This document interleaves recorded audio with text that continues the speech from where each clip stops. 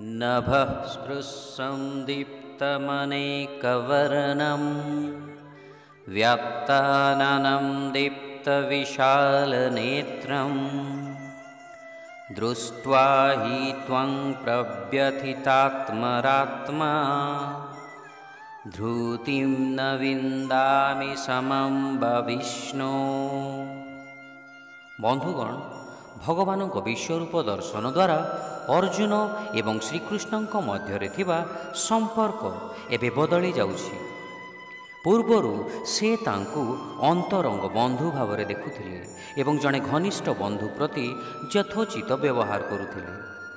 भितरे श्रीकृष्ण भगवान बोली से जानिथिले, किंतु तांको हृदय थिबा स्नेह तांकु श्रीकृष्णंकर भगवत्ता को भुलाई देइथिले। से केवल एतिकी मन रखिथिले जे संसारर समस्त वस्तुठारु श्रीकृष्ण तांकर अति प्रिय अटंती। यह प्रेमर स्वरूप अटे। यह मन को एपरी करि देइथाय जे भक्त भगवानंक सहित तार स्वाभाविक संपर्क को भूली जाए। प्रेम रे जदि औपचारिकता रक्षा करा जाए ताहेले प्रेमर भावर परिप्रकाश परिपूर्ण होई पारि न थाए। उदाहरणतः स्वरूप जड़े स्त्री तांको स्वामी को बहुत भल पाई थांती। से सही राज्यर राज्यपाल होइथिले मध्य स्त्री तांको निजर पति रूप ही देखि थांती एवं एहा द्वारा ही तांको सहित से अंतरंग व्यवहार करि पारि थांती। जदि तांको मस्तिष्क रे सबु बेले एई ज्ञान रहंता जे तांको स्वामी जणे राज्यपाल अटंती, ताहेले जेते बेले भी से तांको पाखंकु आसंते से छिड़ा होई विधिबद्ध भावरे तांको सम्मान देई थांती।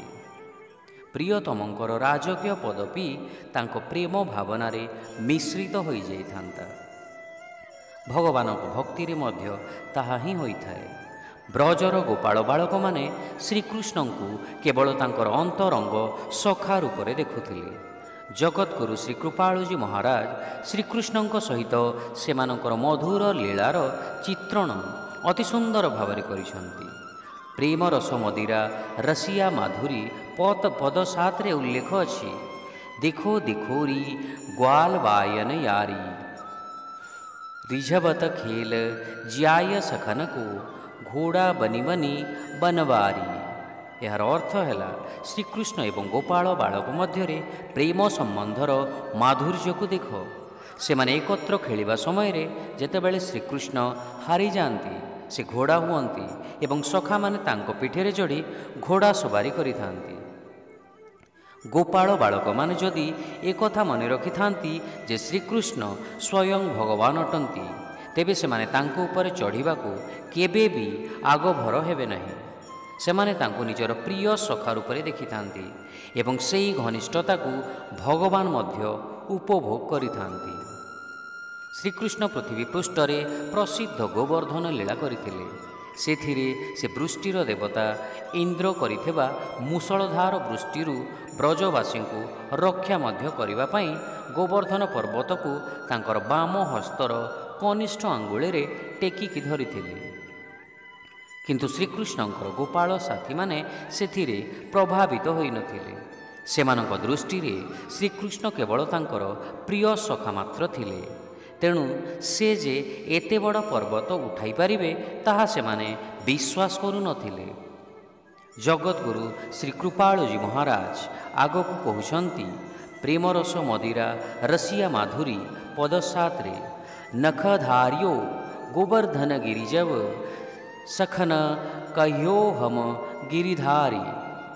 अर्थात जेतेबेले श्रीकृष्ण गोवर्धन गिरि धारण करथिले तांकर गोपाल सखा माने सेमानंकर लाठी को पर्वतर तळ भागरे लगाइथिले एवं भाबुथिले प्रकृत गिरिधारी सेमाने ही अटंती।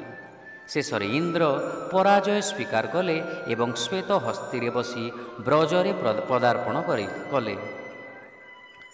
श्रीकृष्णंकर प्रभुत्व न जानी से मुसलधार वृष्टि करिथिबारु से क्षमा प्रार्थना करिथिले। वर्तमान जेतेबेले गोपाल बालक माने देखिले जे स्वर्ग सम्राट इंद्र आसी तांको सखा श्रीकृष्ण को प्रणाम करुछंती, सेतेबेले से माने अनुभव कले जे श्रीकृष्ण भगवान अटंती। तेणु भयभीत होई सेमाने तांको ଦୂରରୁ ଦେଖିବାକୁ ଲାଗିଲେ।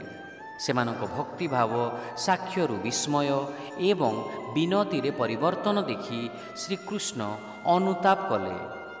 ଯେଉଁ ସ୍ନେହ ସମ୍ବନ୍ଧକୁ ଆମେ ଉପଭୋଗ କରୁଥିଲୁ ତାହା ଉଭେଇ ଯାଇଥାଏ। ସେମାନେ ମୋତେ ଭଗବାନ ବୋଲି ଭାବୁଛନ୍ତି। ତାପରେ ସେ ତାଙ୍କର ଯୋଗ ଓ ମାୟା ଶକ୍ତି ଦ୍ୱାରା ସେମାନେ ଦେଖିଥିବା ଐଶ୍ୱର୍ଯ୍ୟକୁ ଭୁଲାଇ ଦେଇଥିଲେ, ଯାହା ପାଇଁ ପୁଣି ଥରେ ସେମାନେ ମନେ କଲେ ଯେ ଶ୍ରୀକୃଷ୍ଣ ଆମର ସଖା ଛଡ଼ା ଅନ୍ୟ ଆଉ କେହି ନାହାନ୍ତି। ଅର୍ଜୁନ ମଧ୍ୟ ଶ୍ରୀକୃଷ୍ଣଙ୍କର ସଖ୍ୟ ଭାବଯୁକ୍ତ ଜଣେ ଭକ୍ତ ଅଟନ୍ତି। ସେ ଶ୍ରୀକୃଷ୍ଣଙ୍କୁ ତାଙ୍କର ସଖା ମନେ କରିଥିବା ଅଭ୍ୟସ୍ତ ଥିଲେ। ସେଥିପାଇଁ ଶ୍ରୀକୃଷ୍ଣଙ୍କୁ ସେ ନିଜ ରଥର ସାରଥି କରିବାକୁ ରାଜି ହୋଇଥିଲେ। ଅର୍ଜୁନ ଯଦି ଶ୍ରୀକୃଷ୍ଣଙ୍କୁ ସମସ୍ତ ସୃଷ୍ଟିର ପରମେଶ୍ୱର ମନେ କରୁଥାନ୍ତେ, ତେବେ ସେ ତାଙ୍କୁ ନିଜ ସେବା କରିବାକୁ ଅନୁମତି ଦେଇନଥାନ୍ତେ। ବର୍ତ୍ତମାନ ତାଙ୍କର ଅସୀମ ବୈଭବ ଏବଂ ଅକଳନୀୟ ଐଶ୍ୱର୍ଯ୍ୟକୁ ଦେଖି ଅର୍ଜୁନଙ୍କ ଶ୍ରୀକୃଷ୍ଣଙ୍କ ପ୍ରତି ଥିବା ସୌହାର୍ଦ୍ଦ୍ୟ ଭୟରେ ପରିଣତ ହୋଇଗଲା। ଶିକ୍ଷା: ହେ ପ୍ରଭୁ ବିଷ୍ଣୁ, ଆପଣଙ୍କର ସ୍ୱରୂପ ଗଗନକୁ ସ୍ପର୍ଶ କରୁଛି। ଅନେକ ରଙ୍ଗରେ ପ୍ରଦୀପ୍ତ, ଉନ୍ମୁକ୍ତ ମୁଖ ଏବଂ ବିଶାଳ ଜାଜ୍ୱଲ୍ୟମାନ ଚକ୍ଷୁ ସବୁକୁ ଦର୍ଶନ କରି ଭୟରେ ମୋର ହୃଦୟ କମ୍ପିତ ହେଉଛି। ମୁଁ ସମସ୍ତ ସାହସ ଏବଂ ମନର ଭାରସାମ୍ୟ ହରାଇ ବସୁଛି।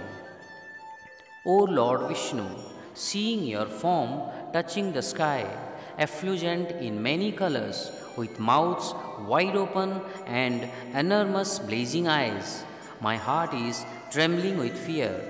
I have lost all courage and peace of mind.